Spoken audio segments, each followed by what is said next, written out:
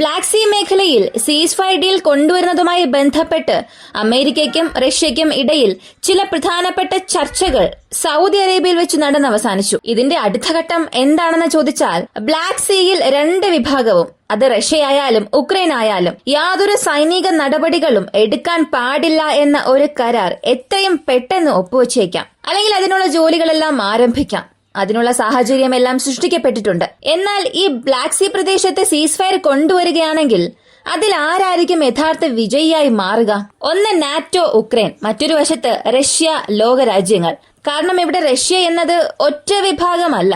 സമ്പദ് വ്യവസ്ഥയിലായാലും സൈനികം സംബന്ധിക്കുന്ന രീതിയിലായാലും റഷ്യയ്ക്ക് ഇവിടെ അഡ്വാൻറ്റേജ് ഉള്ളതുപോലെ പുറമേ തോന്നിയാലും സത്യത്തിൽ അത്രത്തോളമൊക്കെ ബാക്ക്ഡോറിൽ സംഭവിക്കുന്നുണ്ടോ? ഇതിനെക്കുറിച്ച് ഈ ഒരു വീഡിയോയിലൂടെ നമുക്കറിയാം. ബ്ലാക്ക് സീയിൽ ഉണ്ടാകുന്ന മാറ്റങ്ങൾ ഏത് വിഭാഗത്തിനാണ് യഥാർത്ഥ നേട്ടം നൽകാൻ പോകുന്നത്? ഇവയെല്ലാം ഈ വീഡിയോയിലൂടെ വിശദമായി അറിയാം.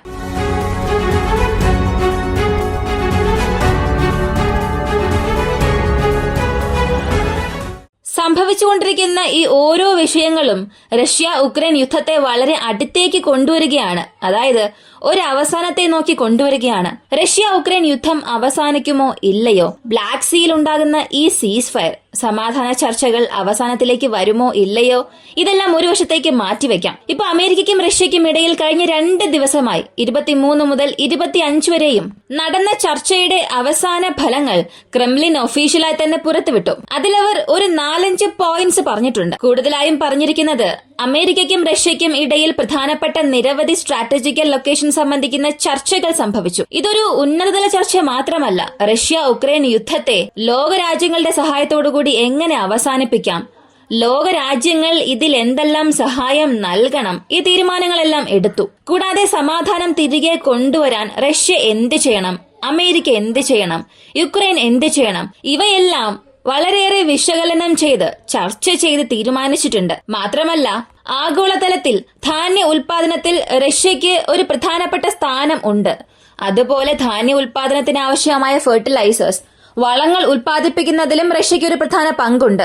ഉക്രൈന് ഗോതമ്പ് ഉൽപാദനത്തിൽ പ്രധാന പങ്കുണ്ട്. അപ്പോ ഇരു രാജ്യങ്ങളെയും യാതൊരു രീതിയിലും ബാധിക്കാത്ത രീതിയിൽ ഇവയെല്ലാം തിരികെ പഴയ സ്ഥിതിയിലേക്ക് കൊണ്ടുവരണം. അതേസമയം കൊമേഴ്ഷ്യൽ ഷിപ്പിംഗ് റൂട്ട്സ് ഉപയോഗിച്ച്, അതായത് സാധാരണ വ്യാപാര കപ്പലുകൾ വരുന്ന വഴി ഉപയോഗിച്ച് സൈനികം സംബന്ധമായ യാതൊരു വസ്തുക്കളും ഉക്രൈൻ എടുത്തുകൊണ്ടുപോകാൻ പാടില്ല. ഇങ്ങനെയുള്ള ചില പ്രധാനപ്പെട്ട ചർച്ചകളും നടത്തിയിട്ടുണ്ട്. ഇതിനകം തന്നെ എനർജി സെക്ടേഴ്സിൽ ഒരു സീസ് ഫയർ കൊണ്ടുവന്നിരുന്നു. 2 വർഷവും അവരുടെ പവർ ഗ്രിഡ്സിൽ അല്ലെങ്കിൽ പവർ സ്റ്റേഷൻസിൽ, അവരുടെ പ്രധാനപ്പെട്ട ഫ്യൂവൽ സ്റ്റോറേജ് സൈറ്റ്സ്, ഇവയിലൊന്നും ആക്രമണം നടത്താൻ പാടില്ല എന്ന്. പക്ഷെ അത് ഉക്രൈൻ വയലേറ്റ് ചെയ്തു. വീണ്ടും അങ്ങനെ ഒന്നും ചെയ്യാൻ പാടില്ല എന്ന മെയിൻ പോയിന്റ് കൊണ്ടുവന്നു. ഇനി ഇതിനു ശേഷം എന്തായിരിക്കും സംഭവിക്കാൻ പോവുക? ഒന്നുകിൽ ഉക്രൈൻ ഇത് അംഗീകരിക്കണം, അല്ലെങ്കിൽ ഉക്രൈൻ ഇത് അംഗീകരിക്കാതെ റഷ്യ മാത്രം ഇത് അംഗീകരിച്ചാലും വീണ്ടും അവിടെ ഒരു സീസ് ഫയർ വയലേഷൻ സംഭവിക്കും. അല്ലെങ്കിൽ ഉക്രൈൻ അംഗീകരിക്കുകയും റഷ്യ ഇത് അംഗീകരിച്ചില്ലെങ്കിലും ഒരു സീസ് ഫയർ വയലേഷൻ ചെയ്തതുപോലെ ആകും. അപ്പോ 2 വിഭാഗവും ഒരുമിച്ച് ഒരു രീതിയിൽ ചെയ്താൽ മാത്രമേ ഒരു സീസ് ഫയർ അവിടെ കൊണ്ടുവരാൻ സാധിക്കുകയുള്ളൂ. ഇത് ബ്ലാക്ക് സീക്ക് മാത്രമാണ്. അതായത് ക്രീമിയോട് ചേർന്നുള്ള മറ്റ് ബ്ലാക്ക് സീ പ്രദേശത്തിന് മാത്രമാണ് ഈ സീസ് ഫയർ ഉള്ളത്. ശരി, ഇനി ഇതിപ്പോ സംഭവിക്കും എന്ന് തന്നെ ചിന്തിക്കാം. തീരുമാനം എടുത്തില്ല, ഇതൊരു പ്രപ്പോസൽ മാത്രമാണ്. നാളെ ഒരുപക്ഷെ റഷ്യയും ഉക്രൈനും ഈ ഒരു സീസ് ഫയർ ഡീലിന് സമ്മതിച്ചു. ഇങ്ങനെ സമ്മതിച്ചതിന് ശേഷം അടുത്ത് എന്ത് സംഭവിക്കും എന്ന് ചോദിച്ചാൽ, ബ്ലാക്ക് സീ പ്രദേശത്തുള്ള സൈനിക ഇൻവോൾവ്മെന്റ്സ് അല്ലെങ്കിൽ സൈനികരുടെ ഇടപെടലുകൾ എല്ലാം തന്നെ പടിപടിയായി കുറയ്ക്കുകയല്ല വേണ്ടത്, ഉടനടി തന്നെ കുറയ്ക്കും. ഇതിനെ നമുക്ക് 2 ഭാഗമായി തിരിക്കാം. ഒന്ന് സാമ്പത്തികം സംബന്ധിക്കുന്ന രീതിയിൽ, മറ്റൊന്ന് മിലിറ്ററി വൈസ്. എക്കണോമി വൈസ് ആണെങ്കിൽ നമുക്ക് ഒരുപാട് കാര്യങ്ങൾ അറിയേണ്ടതായി വരും. ആദ്യം സൈനികം സംബന്ധിക്കുന്ന രീതിയിൽ നോക്കാം. സൈനികം സംബന്ധിച്ച് അവിടെ ഉണ്ടാകുന്ന നന്മയെയും തിന്മയെയും നമുക്ക് ഷോർട്ട് ടൈം റിസൾട്ട്സ് എന്നും ലോങ് ടൈം റിസൾട്ട്സ് എന്ന 2 രീതിയിൽ വിഭജിക്കാം. കുറഞ്ഞ സമയത്തുണ്ടാകുന്ന നന്മകൾ, ഇത് റഷ്യയ്ക്ക് വളരെ വളരെ അധികമാണ്. കാരണം റഷ്യയെ സംബന്ധിച്ച് ഇപ്പൊ ക്രീമിയ അവരുടെ നിയന്ത്രണത്തിലാണുള്ളത്. ക്രീമിയയിലുള്ള പ്രദേശങ്ങൾ, അല്ലെങ്കിൽ അവർ ഇതിനകം പിടിച്ചു വെച്ചിരിക്കുന്ന 4 പ്രവശ്യ, ഇതൊക്കെ ഏത് രീതിയിലാണ് ഉക്രൈന് ഒരു പ്രശ്നം ഉണ്ടാക്കുക എന്ന് ചോദിച്ചാൽ, ഈ സീസ് ഫയർ വന്നതിന് ശേഷം നാളെ ഒരാക്രമണവും, അതിപ്പോ എവിടെയായാലും, സെവസ്റ്റാപോൾ, റഷ്യയുടെ ബ്ലാക്ക് സീ നാവൽ ഫ്ലീറ്റിന്റെ ഹെഡ്ക്വാർട്ടേഴ്സ്, ഇവിടങ്ങളിൽ ഒന്നും അറ്റാക്ക് നടത്താൻ സാധിക്കില്ല. അതുപോലെ റഷ്യയുടെ യുദ്ധക്കപ്പലുകൾ ബ്ലാക്ക് സീയിൽ അതിന്റെ പ്രവർത്തനങ്ങൾ നടത്തിയാലും അതിനെതിരെ ഒന്നും ചെയ്യാൻ സാധിക്കില്ല. പാട്രോളിംഗ് കപ്പലുകളെയും ഒന്നും ചെയ്യാൻ സാധിക്കില്ല. അപ്പോ ഉക്രൈനെ കൊണ്ട് റഷ്യയുടെ നാവൽ ഫ്ലീറ്റിനെതിരെ യാതൊരു ആക്രമണവും ചെയ്യാൻ സാധിക്കില്ല. ഇത് റഷ്യയ്ക്ക് ഒരു ഷോർട്ട് ടൈം അഡ്വാൻറ്റേജ് ആയി മാറും. ഇനി ലോങ് ടൈം നേട്ടം എന്താണെന്ന് നോക്കിയാൽ ഇവർക്ക് ലഭിക്കുന്ന ഈ ഒരു ഗ്യാപ്പിലൂടെ റഷ്യയുടെ ബ്ലാക്ക് സീ സേന, അതായത് ക്രീമിയയെ ഹോം ബേസായി വെച്ചിരിക്കുന്ന റഷ്യയുടെ ബ്ലാക്ക് സീ നാവൽ ഫ്ലീറ്റിനെ പഴയ ഒരു ശക്തിയിലേക്ക് കൊണ്ടുവരാൻ റഷ്യയ്ക്ക് അതൊരു വലിയ സമയം നൽകിയതുപോലെയാകും. കാരണം ഈ ബ്ലാക്ക് സീയുടെ ആക്സസ് തുർക്കി വഴിയാണ് വരുന്നത്. റഷ്യയുടെ യുദ്ധക്കപ്പലുകൾ ബ്ലാക്ക് സീക്കുള്ളിൽ നുഴയുന്നതിന് വളരെ ഈസിയസ്റ്റ് ഗേറ്റ് വേ ആയി അത് മാറും. മാത്രമല്ല ഈ ഡ്രോണുകൾക്കെതിരെയുള്ള ഒരു യുദ്ധം അവിടെ തുടങ്ങുന്നതിന് ഈ ഒരു സമയം പ്രധാനപ്പെട്ട ഒരു അവസരം നൽകും. ഇനി ഉക്രൈന് ചെറിയ സമയത്തുണ്ടാകുന്ന ലാഭം എന്താണെന്ന് നോക്കിയാൽ നാറ്റോയെ കൊണ്ട് അവരെ റീആം ചെയ്യാൻ സാധിക്കും. അതായത് ഇപ്പോ ഉക്രൈന്റെ പക്കൽ ഒരുപാട് നാവൽ ഡ്രോൺസ് ഒന്നും ഇല്ല, അതുപോലെ തന്നെ അവരുടെ പക്കൽ അമ്മുനിഷൻ സ്റ്റോക്സും ഇല്ല. ഈ ചെറിയ കാലത്തിൽ നാറ്റോയുടെ പക്കൽ നിന്നും ശരിയായ സഹായം വരികയാണെങ്കിൽ വീണ്ടും ഇപ്പോൾ ഉള്ളതിനേക്കാൾ അധികം പവർഫുള്ളായി അവർക്ക് ഡിഫെൻഡ് ചെയ്യാൻ സാധിക്കും. തുറന്നു തന്നെ പറയുകയാണെങ്കിൽ ഇവിടെ ഒരു ചെറിയ സമയത്തേക്ക് സീസ് ഫയർ ഡീൽ വന്നു, എന്നാൽ അതിനുശേഷവും യുദ്ധം തുടർന്നുകൊണ്ട് പോവുകയാണെങ്കിൽ ഇപ്പോ ഉക്രൈൻ അവരെ റീബിൽഡ് ചെയ്യുന്നുണ്ടല്ലോ. ആ ഒരു ഫോഴ്സോടുകൂടി വീണ്ടും റഷ്യയെ ആക്രമിക്കുമ്പോൾ ആരംഭത്തിൽ ക്രീമിയയിൽ എങ്ങനെ ഒരു തിരിച്ചടിയാണോ റഷ്യയ്ക്ക് സംഭവിച്ചത് അതുപോലൊരു തിരിച്ചടി വീണ്ടും സംഭവിക്കും. ഈ ഷോർട്ട് ടേം ഉക്രൈൻ വളരെ ശരിയായ രീതിയിൽ പ്രയോജനപ്പെടുത്തിയാൽ ഇതെല്ലാം ഉക്രൈനെ കൊണ്ട് സാധിക്കും. അങ്ങനെയാണെങ്കിൽ ഈ ലോങ് ടേമിൽ അവർക്കുണ്ടാകുന്ന നേട്ടം അത് നോക്കിയാൽ ഉക്രൈനെ സംബന്ധിച്ച് അവരുടെ ധാന്യ കയറ്റുമതി നമുക്ക് ഒരിക്കലും ഒഴിച്ചുകൂടാൻ കഴിയാത്തൊരു കാര്യമാണ്. അതിൽ യാതൊരു സംശയവും വേണ്ട. ഇപ്പൊ റഷ്യയുമായി ഒരു സമാധാന ചർച്ചയ്ക്ക് സമ്മതിക്കുകയും ബ്ലാക്ക് സീയിലൂടെ പോകുന്ന ഈ ധാന്യ ഉൽപാദനവും കയറ്റുമതിക്കുമൊക്കെ സമ്മതിക്കുകയാണെങ്കിൽ അവരുടെ എക്കണോമി ഇത് കാരണം വളരും. ഈ രണ്ട് ഭാഗത്തുമുള്ള നന്മകൾ ഇതാണ്, തിന്മകൾ ഒന്നും തന്നെ ഇല്ല. ഇതൊരു വയലേഷൻ സംഭവിച്ചാൽ മാത്രമേ ഒരു വലിയ പ്രശ്നമായി മാറുകയുള്ളൂ. ഇനി സമ്പദ് വ്യവസ്ഥയെ അടിസ്ഥാനമാക്കി നോക്കാം. ഈ ധാന്യം മാത്രമായിരിക്കും എക്കണോമിയെ സംബന്ധിക്കുന്ന രീതിയിൽ വരിക. ഇനി റഷ്യയെ സംബന്ധിച്ച് ബ്ലാക്ക് സീ എന്നത് അവരുടെ സമ്പദ് വ്യവസ്ഥയിൽ പ്രധാനപ്പെട്ട ഒരു ഇമ്പാക്ട് ഉണ്ടാക്കും. അതുപോലെ തന്നെയാണ് ഉക്രൈനും. റഷ്യയുടെ സമ്പദ് വ്യവസ്ഥയെ സംബന്ധിച്ച് ഇപ്പോൾ അവർ റണ്ണായിക്കൊണ്ടിരിക്കുന്നത് വാർ മോഡ് എക്കണോമിയിലാണ്, വാർ ടൈം എക്കണോമിയാണ്. ഈ വാർ ടൈം എക്കണോമി എന്താണ്? ബ്ലാക്ക് സീയെ റഷ്യ ആക്സസ് ചെയ്യുന്നത് വഴി അല്ലെങ്കിൽ ഉക്രൈനുമായി ഈ ഒരു സീസ് ഫയർ ഉണ്ടാക്കിയതിന് ശേഷം അത് പ്രോപ്പറായി ഉപയോഗിക്കുന്നത് വഴി ഇത് എങ്ങനെയെല്ലാം ഓവർകം ചെയ്യാം, ഇതിലുള്ള അഡ്വാൻറ്റേജ് ഡിസഡ്വാൻറ്റേജ് ഇതെല്ലാം അറിയണം. വാർ ടൈം എക്കണോമി എന്ന് പറഞ്ഞാൽ മറ്റൊന്നും അല്ല, ഇപ്പൊ സാധാരണ നിലയിലുള്ള ഒരു സമ്പദ് വ്യവസ്ഥ യുദ്ധകാലം അല്ലാത്ത സമയങ്ങളിൽ ആ രാജ്യത്തിന്റെ മുഴുവൻ തുകയും സർക്കാർ എല്ലാ മേഖലകളിലേക്കും കൊടുക്കും. പക്ഷെ ഒരു യുദ്ധ സാഹചര്യം വരികയാണെങ്കിൽ അത് മുഴുവനായും മാറും.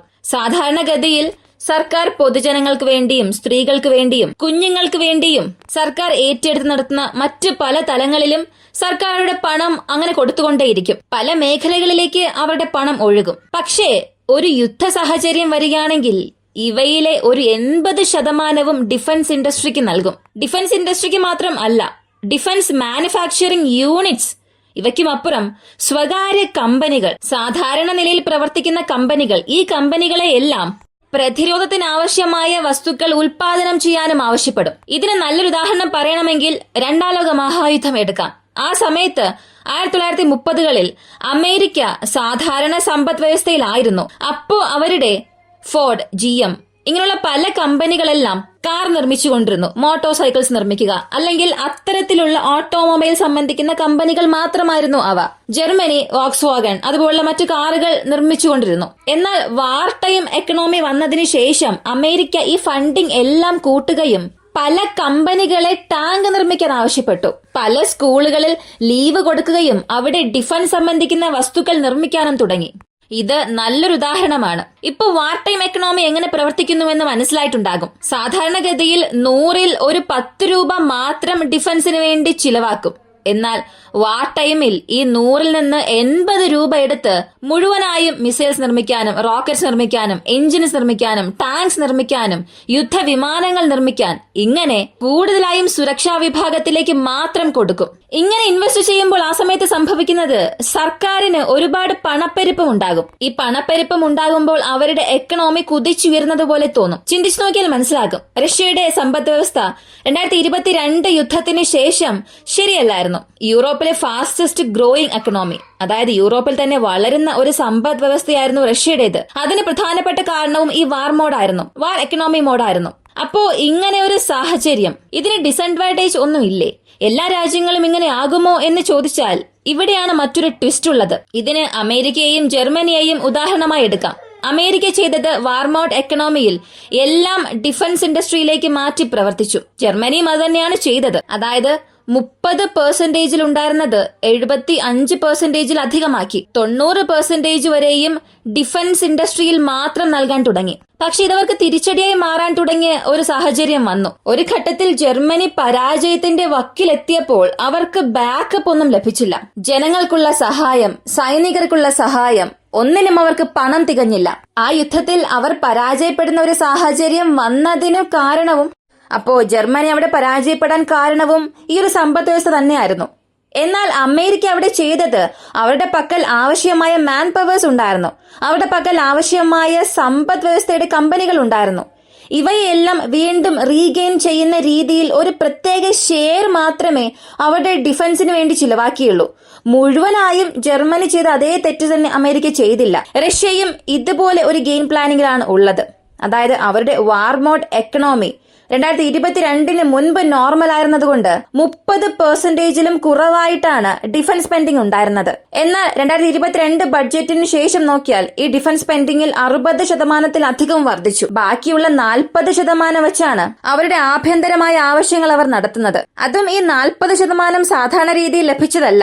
റഷ്യ വിൽക്കുന്ന എണ്ണ വഴിയാണ് ഈ 40% റവന്യൂ ജനറേറ്റ് ആയത്. അപ്പോൾ ഈ വാർ മോഡിൽ അവർ ചെയ്യുന്നത് ചൈന, ഇന്ത്യ, ആഫ്രിക്കയിലുള്ള രാജ്യങ്ങൾ, ഇങ്ങനെ പല രാജ്യങ്ങളിലേക്ക് ചീപ്പസ്റ്റ് വിലയിൽ ഓയിൽ നൽകും. ഇങ്ങനെ നൽകുമ്പോൾ കൂടുതൽ പണപ്പെരുപ്പം റഷ്യയിൽ ഉണ്ടാകും. ഈ ഒരു പണപ്പെരുപ്പം കാരണം അവരുടെ വാർമോഡ് എക്കണോമി അധികമാകാൻ തുടങ്ങും. അങ്ങനെ മറ്റ് എക്സ്പെൻസസ് കട്ടാകുന്ന സമയം ഈ വരുന്ന അത്രയും എമൗണ്ട് സൈനികർക്ക് നൽകും. സത്യത്തിൽ ഒരു ദിവസം യുദ്ധം നടത്താൻ തന്നെ 500 മില്യണിലധികം ചിലവാകുന്നുണ്ട്.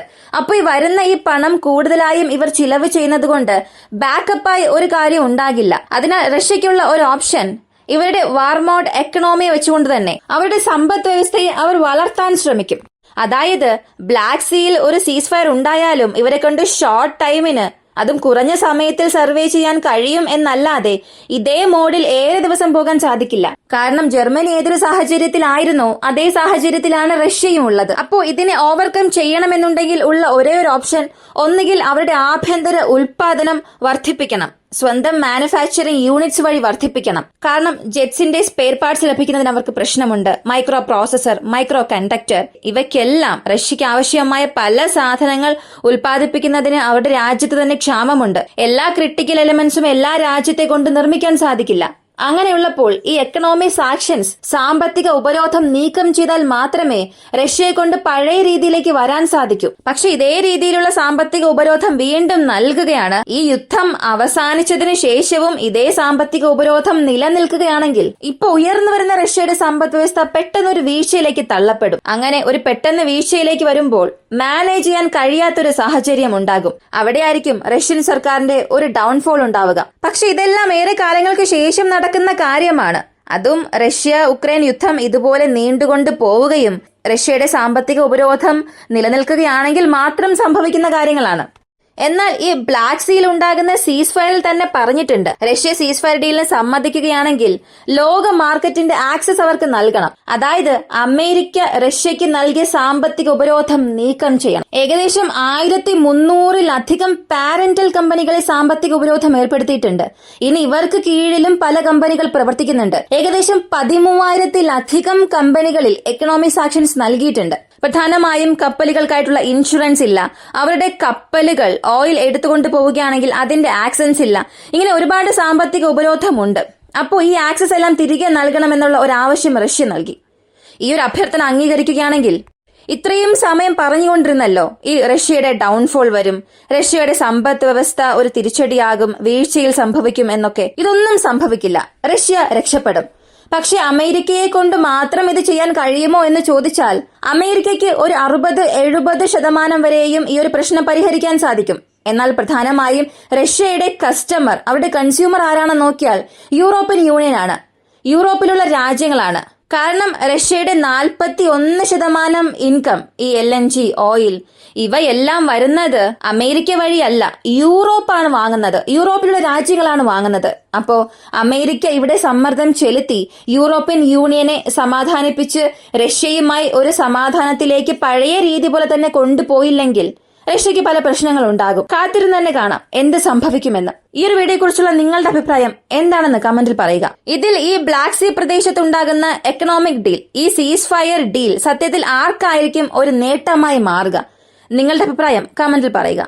ഇങ്ങനെയുള്ള വീഡിയോസ് ആണ് താല്പര്യമുള്ളവരാണ് നിങ്ങളെങ്കിൽ ഇപ്പോൾ തന്നെ നമ്മുടെ ചാനൽ സബ്സ്ക്രൈബ് ചെയ്യുക. മറ്റൊരു വീഡിയോയുമായി വീണ്ടും കാണാം.